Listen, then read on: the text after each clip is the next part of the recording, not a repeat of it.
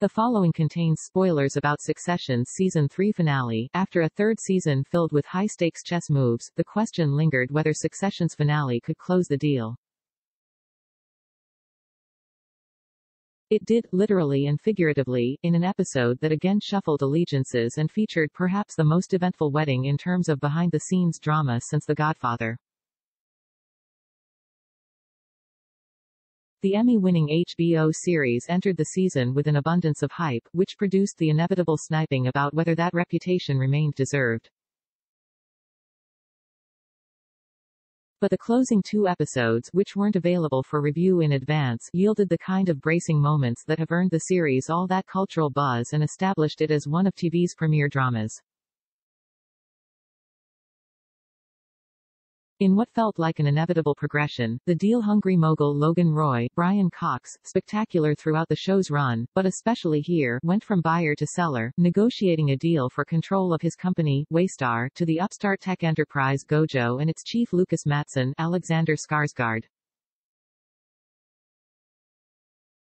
The agreement, brokered behind the backs of his grown children, deprived them of the baton pass each has sought from the beginning, with Logan concluding that securing the company's future was a higher priority than passing it to his not entirely worthy heirs.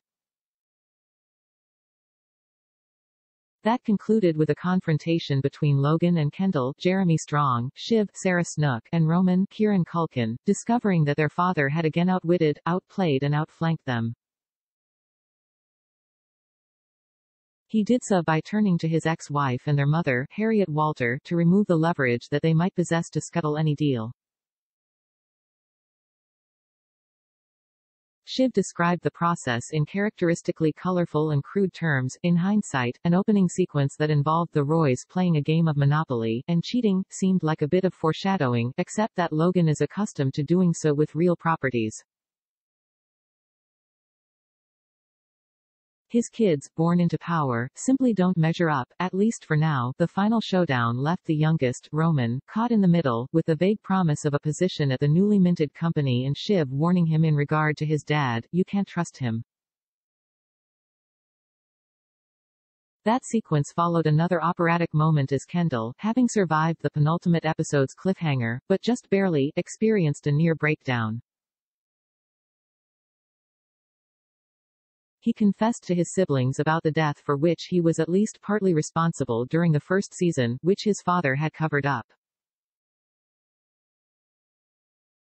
The extra-long hour also contained several memorable lines, underscoring that being laugh-out-loud funny is one of Succession's secret weapons.